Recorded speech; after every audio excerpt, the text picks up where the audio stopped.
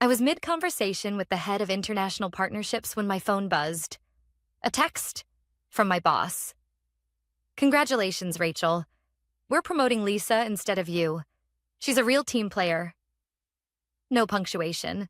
Just that smug undertone I could hear even in silence.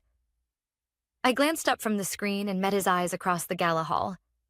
He was smiling, glass raised like he'd just delivered a toast rather than a blow. I didn't flinch, didn't blink. Instead, I slowly set down my champagne flute, excused myself from the conversation with a smile, and walked toward him, heels clicking over the marble like a countdown. When I reached him, I handed over a crisp cream envelope. "Thanks for the opportunity, boss," I said evenly. He took it, confused, still smiling. He had no idea what was inside. None of them did, because what they thought was a blindside was already part of my plan. I joined Easton and Lowe Consulting when I was 29, a pivot from a struggling tech startup that burned out before it ever took off. I thought I'd try something safer. Structure, stability, room to grow. 10 years later, I'd become their top strategic analyst. Client retention up 38% under my programs. Recovered 3 flailing contracts in Q1 alone. Built out a system for predictive forecasting that was already outperforming manual analysis by 400%. But none of that earned me the promotion I'd been promised. Apparently, what mattered more was smiling in the right meetings, attending weekend socials, and, God help me, baking brownies for the Friday culture hour. Lisa did all that. She also repeated my strategies, renamed them, and somehow got credited for innovation. But I stayed focused. Results, not politics. I thought merit would eventually win. I was wrong. 3 months before the gala, I had my annual review. I laid out everything: performance metrics, upcoming forecasts, new contract projections.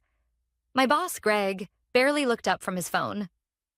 "Rachel, you're strong," he said, "but you've got sharp edges. Lisa, she makes people feel good. She softens a room. She also lost us the Comtech contract," I said. He waved a hand. "People forget outcomes. They remember how you make them feel." That was the moment I knew I'd outgrown the room. I didn't argue. Instead, I started preparing. What no one knew was that for the past year, I'd been quietly developing a consulting model on the side, one that automated workflow alignment based on team behavioral patterns. Think, people analytics meets strategic delegation. It wasn't built on company time. I used my own servers, my own tools. And 2 months ago, the intellectual property was officially registered, under my name. At the same time, I'd been in talks with a small but rising firm based out of Boston. Arcona Strategies, nimble, data forward, and looking to scale. Our first coffee chat turned into weekly meetings. Then came the pilot test. It went better than even I expected. By the time Greg texted me at the gala, my exit was already mapped. The letter I handed him wasn't just a resignation. It included a performance report, a breakdown of every outcome I'd delivered, and a clause stating that I was withdrawing all consulting and strategic assets I'd provided, since none had been formalized in a contractual capacity. Translation: they'd been running on systems I built for free, and now they'd have to rebuild from scratch. If you've ever been told you were too much, too direct, or not quite right for leadership, just know, it's not about your ability. It's about their comfort. And when your excellence threatens their comfort, they choose comfort. But that doesn't mean you fold. It means you shift. You build something better, on your own terms. Because what I did next made the entire leadership team at Easton and Lowe wish they'd read the room a little better. Back at the gala, Greg opened the envelope while I walked away. I didn't turn to watch his face. I didn't need to. Because the next morning, Arcona made the announcement. "We're proud to welcome Rachel Lynn as our new partner, Strategy and Performance. Her systems are already changing the way we do business." The press release went live at 9 a.m. sharp. By 10:15, Greg's name was trending internally. By noon, I'd received 3 texts from colleagues I hadn't spoken to in months. "Did you plan that?" "Yes." Yes, I did. And I was just getting started. By Monday morning, the tone inside Easton and Lowe had shifted from smug to scrambled. Emails flew. Slack channels pulsed. And Lisa, freshly crowned with a title she didn't earn, floated into the Monday check-in like she'd just solved climate change. Hair glossy, latte in hand, smile 2 degrees too bright. "Let's make this a productive week," she chirped. Nobody answered, because half the team was already knee-deep in panic. Turns out, the system they were using to track workflows, the forecasting template that kept client deliverables ahead of schedule, all of it had been running on protocols I created, undocumented, self-maintained, never officially integrated. And now? It was gone. Why? Because I revoked access the moment my resignation was finalized. Not maliciously, not out of spite. Legally, ethically, strategically. It was mine. And I wasn't going to let them Frankenstein my work just so Lisa could slap her name on it. By Wednesday, the first client email landed. "Hey, just wondering, why haven't we received this week's forecast?" Then came another. "We're noticing some unusual delays. Everything all right on your end?" And another. "Who's handling Rachel's transition plan? We had deliverables based on her system." Lisa blinked, fumbled, delegated.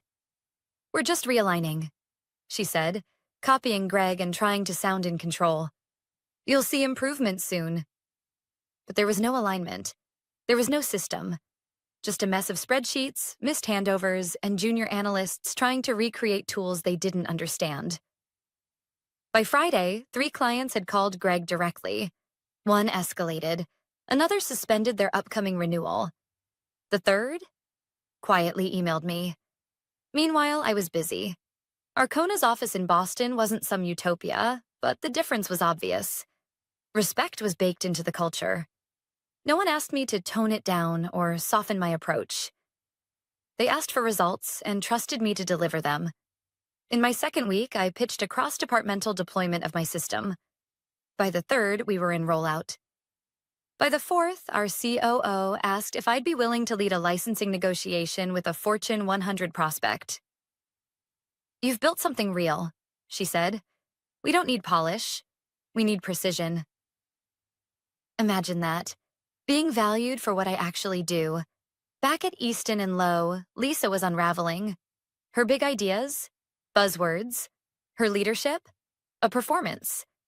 She organized team bonding brunches and posted motivational quotes on the company's Slack like that could plug the gaping holes in operations.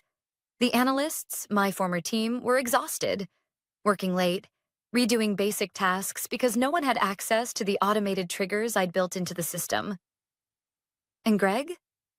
He was too proud to admit he'd fumbled the bag, too slow to grasp that he'd bet the future of the department on the wrong person. One afternoon, a junior analyst named Priya messaged me privately. "Just wanted to say, you were the glue here. It's chaos now." I didn't gloat. I didn't respond with bitterness. I just thanked her. Then I got back to work. Because I had something better than revenge. I had momentum. Arcona's growth was accelerating. My system, now branded under a new name, was being tested in 3 different industries: healthcare, retail, manufacturing, each one showing significant performance boosts. And while Lisa was posting office selfies with just grind mode, I was signing licensing deals, in silence, with receipts. 2 weeks after I left, Greg scheduled a team pulse check meeting.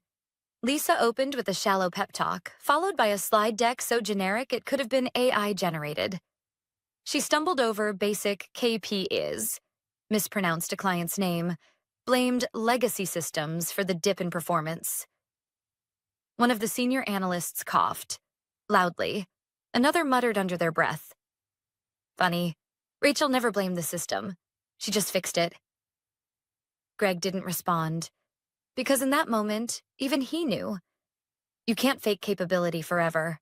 And charisma might buy you the job, but it can't do the job.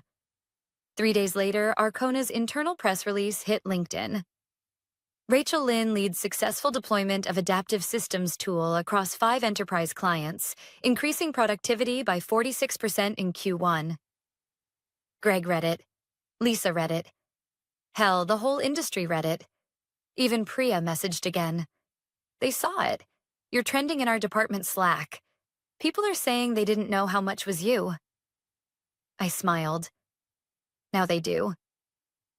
If you've ever watched someone get rewarded for mimicking what you built from scratch, this story's for you. Because in Chapter 3, Lisa's illusion finally collapses. And what happens next? Let's just say, Greg's about to make a desperate call. Too little. Way, way too late. The message came on a Tuesday morning, from a number I hadn't saved but immediately recognized. Greg E. Rachel, we need to talk. Today, if possible, please. No, hope you're well. No small talk. Just panic, thinly veiled informality. I didn't respond. Not immediately. I had back-to-back meetings, licensing projections to finalize, and an Arcona executive roundtable that afternoon. Greg could wait. So could Easton and Lowe. The truth was, I already knew why he was calling. The cracks had become too big to ignore. In just 3 weeks, 3 major clients had pulled out. Internally, project delays were stacking like a Jenga tower. The analysts were floundering without a system, running on manual spreadsheets and crossed fingers. Lisa? She was on damage control, hosting emergency morale Zooms and offering cookie-cutter pep talks about adapting through turbulence. One of my old teammates forwarded me a screenshot of her latest Slack message. Let's remember, pressure creates diamonds. The reply? Then why does everything feel like it's imploding? When I finally opened Greg's message later that night, I didn't reply with a yes or a no. I simply said, I have 15 minutes between 9:30 and 9:45 tomorrow. Your move. He called at 9:31. His voice was tight, the usual corporate calm replaced by something closer to desperation. Rachel, thank you for making time. I know things haven't played out the way we anticipated. Anticipated? I almost laughed. Instead, I leaned back in my chair and let the silence stretch. He continued, I'll be blunt. We're facing significant operational instability. The workflows you implemented were deeply integrated, more than we realized. Lisa hasn't been able to replicate the success. I raised an eyebrow, even though he couldn't see me. You mean she doesn't understand what she was handed? He hesitated. That's not how I'd phrase it, but yes. Of course it wasn't. Greg then pivoted to the pitch, the real reason for the call. Rachel, what you built, your IP, your system, was the backbone of our delivery model. We'd like to propose a licensing partnership. Bring the system back. We're prepared to offer compensation. I smiled, slowly. You want to license what you dismissed as too tactical 6 months ago? Things evolve. Perspectives shift. I said. Is that why Lisa's reportedly crying in the break room every other day? Silence. Then, softer. Rachel, we made a mistake. I made a mistake. You were never just tactical. You were the engine. It was the first time he'd admitted it, but it wasn't satisfying. Not anymore. Because the moment you stop needing someone's validation is the same moment their regret means nothing. I told Greg I'd consider his proposal, that my legal team would review terms if they were serious. He thanked me like a drowning man offered a rope. But after the call, I didn't feel triumphant. I felt clear. They didn't want to celebrate my value. They just wanted to contain the damage. Big difference. Meanwhile, at Arcona, things were accelerating. The pilot program I launched was now in full adoption phase. Clients were reporting 40% faster implementation timelines and improved accuracy across multi-phase projects. Jared, the CEO, had already looped me into a global strategy call to discuss scaling the platform internationally. You're not just solving problems, he said. You're building the future. Real leadership, real vision, Not lip service. The kind Greg never gave. The next week, an anonymous Reddit post from an insider at Easton and Lowe started gaining traction on industry boards. Senior leadership bet on image over substance. Now systems are breaking, morale is tanking, and the person who could have saved it? Gone. Corporate theater at its finest. By Thursday, a leaked internal memo confirmed what we already suspected. Lisa had stepped down. Personal reasons, the memo said. But insiders knew. The numbers didn't lie. The irony? Lisa posted a farewell selfie on LinkedIn that same day. Caption: "Growth often looks like goodbye." The comments were brutal.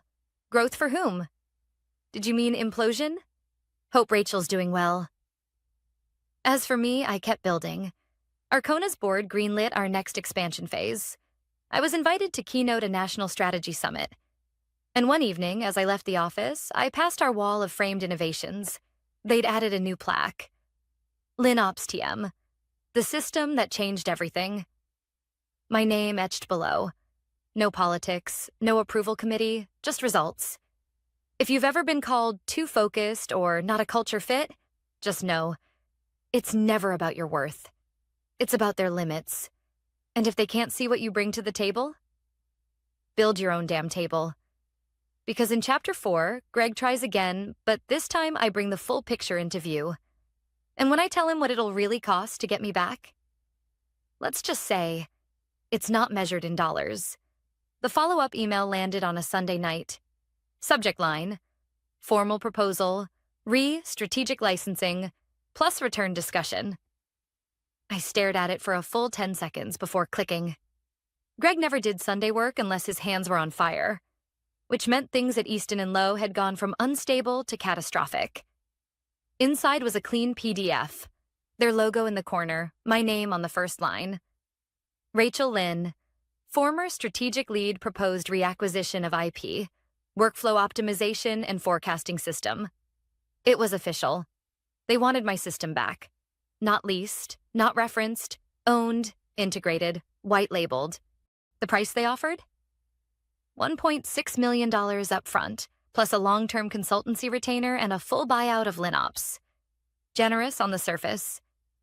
But the second I read non-disclosure and non-compete clause, I closed the document. They weren't buying partnership. They were buying silence. Control.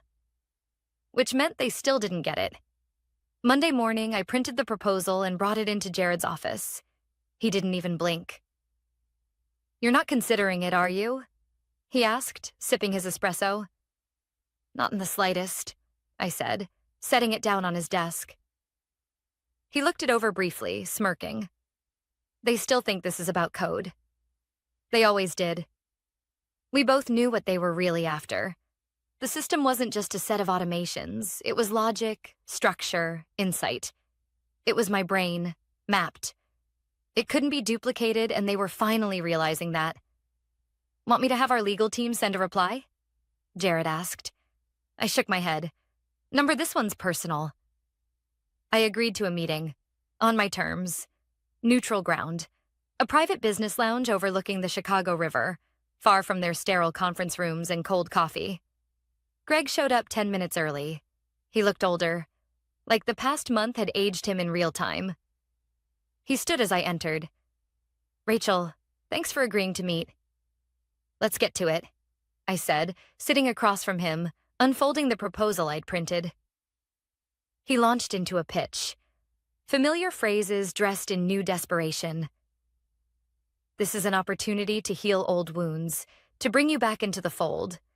We'll support the system fully this time." I let him speak. Then I flipped the proposal around and slid it back across the table. "You want the system? You'll need more than money." His brow furrowed. "You want equity?" I shook my head. "No, Greg. I want an acknowledgement." He blinked. "Of what?" I leaned forward. "Of the fact that you ignored my work, dismissed my voice, and handed over my promotion to someone who couldn't manage a spreadsheet, let alone a team." He opened his mouth, but I didn't stop. "I submitted 3 proposals over 2 years. You declined them all. Not based on data, but because I didn't fit your mold. I didn't host team brunches. I didn't play social politics. I just delivered. He looked away. I continued. You didn't just undervalue me. You taught a team full of women and underrepresented professionals that showing up, exceeding expectations, and building quietly wasn't enough. That if they didn't perform like Lisa, they didn't belong. Silence stretched between us. Finally, Greg spoke. You're right. I didn't expect that. Not fully, but he wasn't finished. I've had to explain your absence in 4 board meetings. I've had to reassign clients who refuse to work with anyone but you. And I've lost good people. People who left because they saw what happened to you. Then let me be very clear, I said calmly. If you want access to what I built, you issue a public acknowledgement of the system's creator, by name. You retract the credit that was mistakenly assigned to Lisa. You publish it in your quarterly shareholder brief and in your client newsletter. His face paled. That's unprecedented. So was your dismissal of my work. He exhaled slowly, the weight of it settling. And if we agree? Then we talk about a limited-term license, nothing more. LinOps remains mine. My name remains on it. He nodded slowly. I'll need board approval. I know, I said. They'll say yes, because they're bleeding. Later that night, I got a message from Priya again. We just saw the internal doc you gave Greg. Word is you demanded public credit. We're all watching. And cheering. I smiled. It wasn't about revenge. It was about correction. About undoing the quiet erasure that happens when competence is passed over in favor of charisma. And if my push shifted the narrative for just one person still inside that building, then it was worth every second. The shareholder memo was published exactly 12 days after our meeting. Page 3, second column. We acknowledge that the systems formerly referred to as internal workflow innovations were originally conceived, developed, and implemented by Rachel Lynn, former senior strategy analyst. We regret the prior lack of attribution and extend our full credit and appreciation for her intellectual contributions. Beneath it, my name. In bold. In full. It wasn't an apology. Not exactly. But it was a confession. And more importantly, it was public. The industry noticed. Fast. That same week, I received 5 LinkedIn messages from strategy directors at rival firms. One wrote, I knew something was off. You were always the engine. Glad they finally admitted it. Another simply said, queen behavior. But the one that hit hardest came from a name I hadn't seen in years. Sasha Ung, my mentor from my first job out of college. A woman who taught me how to read the politics under the data. Who once told me, keep the receipts. They'll come in handy. Just saw the shareholder note. I never doubted it. They're lucky you didn't sue. I smiled. She wasn't wrong, but I wasn't interested in dragging them through courtrooms. I didn't want headlines for a settlement. I wanted the truth. And now it was out. Back at Arcona, everything was scaling. The LinOps system was in final negotiations for global licensing to a major multinational. Our pilot in Southeast Asia reduced regional onboarding time by 61%. Jared offered me a new title, Executive Vice President, Global Innovation and Systems Intelligence. Not flashy, not performative, accurate. It came with a seat at the table, not because I lobbied for it, but because I built the structure the table needed to stand. 3 months later, I was invited to speak at the Women in Leadership Summit. They gave me the afternoon keynote, right after the Vice President of Strategy at none other than Easton and Lowe. Yes, Greg's replacement. I stood backstage as she delivered her polished slides and future-forward promises. I didn't feel bitter. I felt free. When my turn came, I walked up to a room of 800 professionals, many of them women who'd been told they were too much, too sharp, too focused on results. I didn't talk about my resume. I talked about the silence. The kind that happens when you do exceptional work and no one claps. The kind of silence that follows your ideas into meetings, only to have someone else present them louder, shinier, with a wink. I was told I was too focused on outcomes. I told them. Turns out that was the exact focus the industry needed. By the time I finished, the room was on its feet. And this time, the applause was mine. Earned, not gifted. Later that evening, as I left the event, a young analyst stopped me near the elevators. "You don't know me," she said, "but I followed your story. I used to think I had to shrink to be seen. You proved otherwise." Her voice cracked slightly, and I saw myself in her. In the quiet strength, the flicker of fire just beneath. I smiled. "You don't have to get louder. You just have to stop dimming." She nodded, and I walked away knowing something had shifted. Not just for me, for all of us. Easton and Lowe never fully recovered. Their client list shrank by 40% in 6 months. Recruitment slowed. And Lisa? She went quiet, deleted her girl boss posts. Rumor was she was consulting at a mid-size firm in Ohio, trying to rebuild. As for Greg, he stepped down quietly after the board began asking too many questions he couldn't answer. Their house of cards collapsed. Not because I pushed it, but because I walked away with the blueprint and took the foundation with me. Now, I live in a brownstone in Lincoln Park. The framed patent for LinOps hangs beside a signed licensing agreement from a Fortune 50 partner. My email signature includes 3 words I never thought I'd see next to my name: founder, inventor, strategist. Not because someone allowed it, but because I claimed it.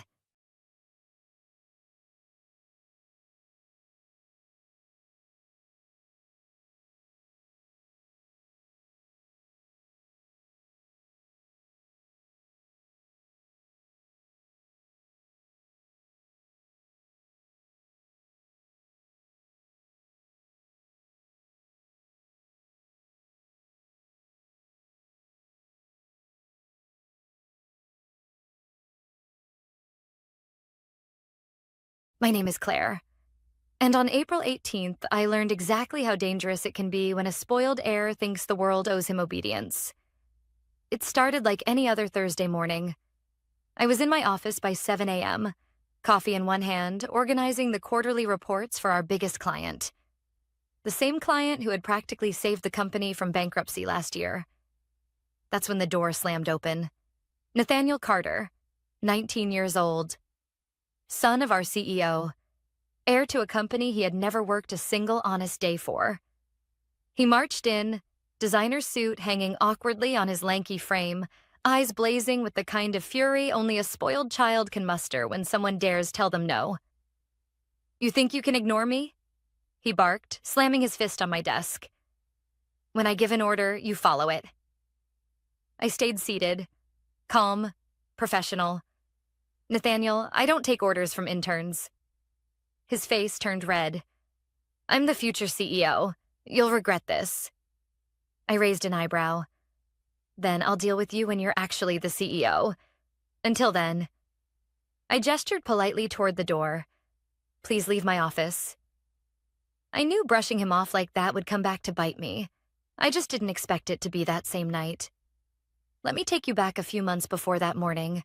When our CEO, Richard Carter, announced his son would be joining the company for experience, most of us assumed Nathaniel would spend a few weeks shadowing departments before getting bored and vanishing back to whatever luxury resort he'd crawled out of. We were wrong. Nathaniel was handed the title of Junior Operations Director, a title I'd earned after 5 years of blood, sweat, and late nights, with no actual qualifications and no understanding of how our company worked. And somehow, in his mind, that meant I was supposed to take orders from him. At first, I played along. I corrected his mistakes quietly. I fixed his disastrous proposals before they reached clients. I even covered for him when he missed deadlines. Why? Because I valued my career. Because I believed in this company. And maybe because I thought he'd grow up. I was wrong about that too. The breaking point came 2 weeks before that Thursday morning. Nathaniel barged into my office, tossed a file on my desk, and said, "Fire the Johnson team. They annoyed me." The Johnson team, my team, had just secured a $3.5 million contract for the company. I'm not firing anyone because they annoyed you, I said, keeping my voice calm. His response? I'll tell my father you refused a direct order. I met his gaze without flinching. Go ahead. He stormed out. I thought that would be the end of it. I thought his father would knock some sense into him. But I'd underestimated how far entitlement would go. On the night of the annual spring gala, I was representing our international clients. The same division I'd built from scratch over 6 years. Everything felt perfect. The venue glittered. The investors were pleased. For a moment, I let myself believe hard work actually counted for something. And then, my phone buzzed. One text. From Richard Carter. Claire, please come to my office first thing tomorrow morning. I felt my stomach twist. I barely slept that night. By 7:30 a.m., I was standing in front of Richard's desk. He wouldn't meet my eyes. Claire? I'm afraid I have to. But before he could finish, I leaned in. Check your inbox first. His face went deathly pale. Because what he didn't know? I'd been documenting everything. Richard Carter stared at his screen like it was a live grenade. The color drained from his face. He clicked once, twice. Opened the folder I'd quietly sent him the night before. Inside were 43 forwarded emails. Every single one from Nathaniel. Some were laughable, some borderline illegal. There was Nathaniel ordering departments to falsify delivery reports, Nathaniel demanding the finance team adjust numbers to make his forecasts look good, Nathaniel emailing me directly with gems like, just do what I say or I'll make sure you're out. I stood silently, letting Richard take it all in. Finally, he leaned back in his chair, a deep sigh escaping his lips. I had no idea. I folded my arms. Didn't you? He flinched, because the truth was, he had known. At least part of it. But turning a blind eye is easier when it's your golden boy acting out. Easier until the proof lands in your inbox. Richard buried his head in his hands. Claire, why didn't you come to me sooner? I kept my voice level. Because I thought this company believed in merit. And because I didn't want to be the reason your family imploded. He looked up, eyes sharp with something between guilt and fear. My board can never see this. I gave him a hard look. I'm not here to threaten you, Richard. I'm here because your son walked into my office yesterday morning and demanded I fire a team that just saved you $3.5 million. And when I refused, he promised to destroy my career. I paused, letting that sink in. I came here because I won't let a 19-year-old brat treat people like garbage while you look the other way. For a moment, the only sound in the room was the low hum of the air conditioner. Then Richard whispered, "What do you want?" I smiled, just slightly. I want my career. I want the Johnson team protected. I want this nonsense to stop before it blows up in your face. And Nathaniel? That's your problem. I left Richard's office with my heart pounding. It wasn't about revenge, not yet. It was about justice, about making sure hard work still mattered. But by Monday morning, I realized Nathaniel wasn't going to let it go. It started with whispers, emails I was suddenly left off, meetings rescheduled without me, budget approvals delayed, the subtle art of corporate sabotage. I caught Nathaniel smirking outside a strategy meeting I'd been excluded from. He actually winked at me. Here's the thing about entitled people like Nathaniel. They think power is a game they can rig. What they never realize is, sometimes the people they try to step on are the ones holding the foundation together. A week later, Richard called me back in. You're right, he said quietly. Nathaniel's out of control. I raised an eyebrow.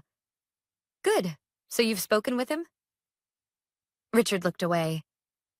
I tried. He won't listen. He told me if I don't get rid of you, he'll go to the board and cause trouble. I actually laughed. 19 years old and threatening board action?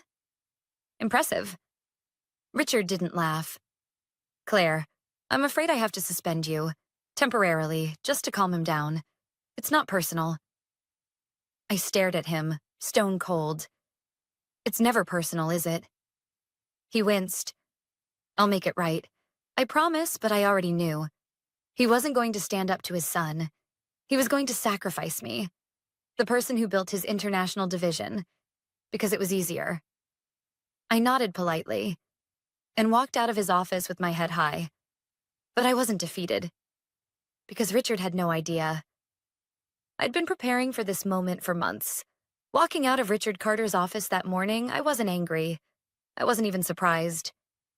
I'd learned long ago that in corporate life, loyalty often dissolves under pressure, especially when family's involved. But what Nathaniel and his father didn't realize was I wasn't standing alone. Because while they were busy plotting my exit, I'd been building something else entirely. 3 months before Nathaniel stormed into my office, I'd noticed things shifting. Clients were getting nervous. Senior managers were asking strange questions. And several high-level partnerships, ones I had personally negotiated, were suddenly being reassigned. It didn't take a genius to realize Nathaniel was positioning himself. He wanted to control the international division I'd built from scratch. And Richard was letting him. So I did the one thing they didn't expect. I started documenting everything. Every email, every meeting note, every client concern about Nathaniel's behavior. I had a clean, organized record of every reckless decision he made and every cover-up attempt Richard allowed. But I wasn't stupid enough to keep that information to myself. I reached out to 2 people I trusted more than anyone in the company. Marta Chen, our head of compliance, and David Alvarez, our senior legal counsel. Both of them had worked alongside me for years. Both of them had quietly expressed concerns about Nathaniel's behavior. Over coffee, off the record, I laid out everything I had. At first, Marta shook her head. Claire, this is a career-ending mess. David agreed. If the board sees this, I met their eyes. They need to see this. Not for me. For the company. There was a long pause. Then Marta leaned in. I'm with you. David nodded. Me too. That's when the real work began. We spent late nights cross-referencing contracts Nathaniel had meddled with. We tracked compliance violations that could have triggered investigations. David drafted confidential memos outlining potential breaches of fiduciary duty and who could be held responsible. Marta discovered that one of Nathaniel's special projects had nearly put us in violation of international trade laws. Had I not intervened quietly 2 months earlier, the fallout could have sunk the company. By the time Richard called me in to suspend me, I wasn't worried, because the board wasn't going to hear about Nathaniel's misconduct from me. They were going to hear it from their own compliance and legal departments. But that wasn't all. The final piece of the puzzle was our largest international client, Eastbridge Global Holdings. I'd built that relationship personally, and I knew for a fact they had serious concerns about Nathaniel after a disastrous meeting he'd led without me. So I reached out to Michelle Tan, their head of partnerships. We met for lunch. No pressure, no agenda. But when I casually asked about their plans for future contracts, Michelle gave me a knowing look. Claire, off the record? If you're gone, so are we. I blinked. Seriously? She nodded. We don't work with companies run by amateurs. That was all I needed. By the time my suspension hit the internal email list, 2 things happened simultaneously. Marta and David submitted their joint report directly to the board, and Eastbridge Global sent a formal letter of concern to Richard Carter, with a not-so-subtle warning about withdrawing future business if leadership changes weren't made. I wish I could say I felt triumphant. But honestly, I just felt ready. Because Nathaniel Carter had spent months thinking he could push me out with empty threats and childish tantrums. What he didn't understand was simple. You can't bully people who have nothing left to lose and everything to fight for. The official notice hit company-wide email at 9:17 a.m. on a Tuesday. Claire Patterson, administrative leave, pending internal review. No explanation, no details. Just a cold, sterile sentence announcing that I was, for all intents and purposes, out. But what Richard Carter didn't know, the review had already started. And it wasn't about me. At 10:05 a.m., Marta and David submitted their joint report directly to the board of directors. It wasn't dramatic. No accusations, no finger pointing, just cold, hard facts. Nathaniel Carter had attempted to manipulate financial data on multiple occasions. He had issued directives outside of his authority, risking contractual violations. He had interfered with compliance procedures, and Richard Carter, by omission or willful ignorance, had allowed it to continue. The report ended with a simple recommendation. We advise immediate review of leadership accountability and potential breaches of fiduciary duty. By 11:30 a.m., the boardroom was in lockdown. I wasn't there, of course, but Marta kept me updated via text. Richard looks like he's aged 10 years in an hour. Nathaniel tried to blame you, didn't go well. Board isn't buying it. They want answers. I read every message with a strange sense of calm. I hadn't leaked anything to the board myself. I hadn't gone public. I didn't have to. The truth had its own way of rising. Around 2 p.m., Richard called me. I let it go to voicemail. He tried again. By the third call, I picked up. Claire, I think we need to talk. I let him sweat for a moment. About my suspension? He exhaled sharply. About everything. We met in his office late that afternoon. For once, Nathaniel wasn't hovering in the background. Richard looked hollow. The confident CEO mask was gone. The board wants to meet with you tomorrow morning, he said quietly. I nodded. And? He hesitated. They've asked for Nathaniel's immediate resignation, and for me to step down temporarily pending review. I didn't flinch. Sounds appropriate. Richard gave me a bitter smile. You really did it. You destroyed him. I met his gaze steadily. I didn't destroy anyone. Nathaniel did that himself.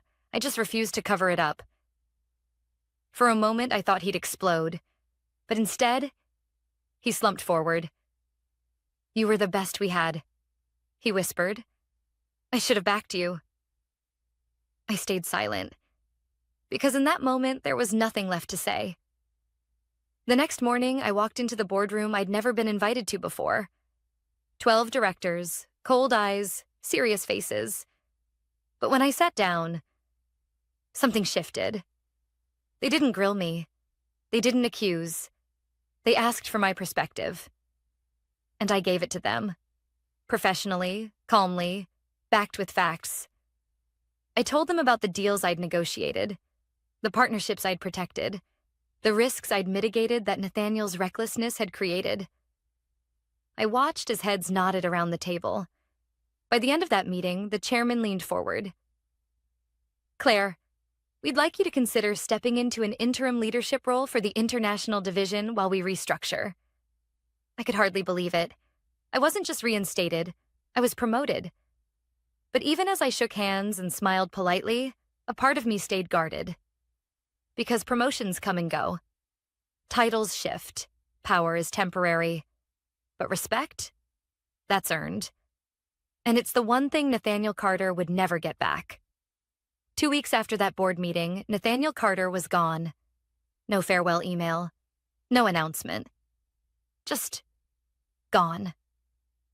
I heard whispers he'd been shipped off to manage family investments overseas.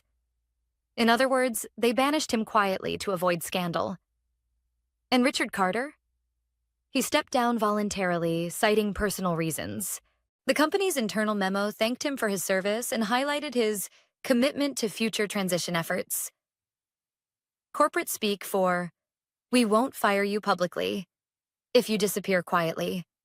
On my first official day as interim director of international operations, I walked past Nathaniel's old corner office. Empty. Just a nameplate lying on the desk. I didn't gloat. I didn't celebrate. Because this wasn't about proving a point. It was about protecting the people who'd been risking their careers under his chaotic shadow. I called my team together for a meeting. No fancy speeches, no victory laps. Just one simple promise.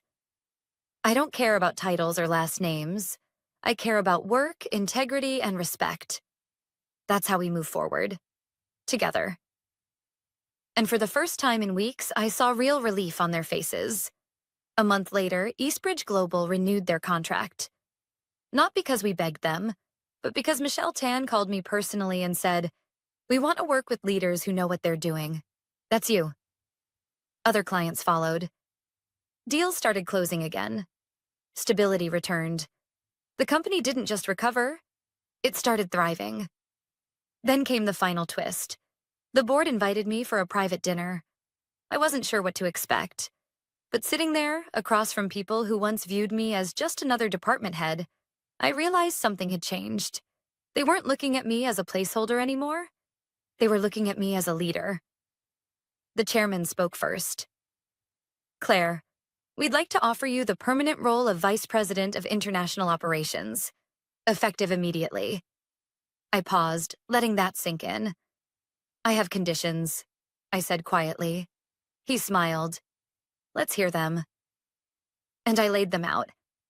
Zero tolerance for nepotism in leadership roles. Transparent accountability standards for all executives. Full authority to build and protect my team. My way. The chairman nodded after each one. "Agreed." I signed the contract a week later. Not for the title, not even for the raise, but because I wanted to make sure no one else would have to fight the same battles I did, just to be treated with basic dignity. And Nathaniel? The last I heard, he was working on some startup in Singapore, burning through his trust fund and trying to impress investors who saw right through him. Funny how that works. When you build your world on entitlement and fear, it collapses the moment someone refuses to play along. Looking back, I realized something. Nathaniel tried to destroy my career because I didn't follow his orders. Richard tried to sacrifice me to save himself. But neither of them understood the truth about power. Real power doesn't come from titles or threats. It comes from competence, character, and the people who trust you to lead them well. And that's something no spoiled heir and no cowardly CEO can ever fake.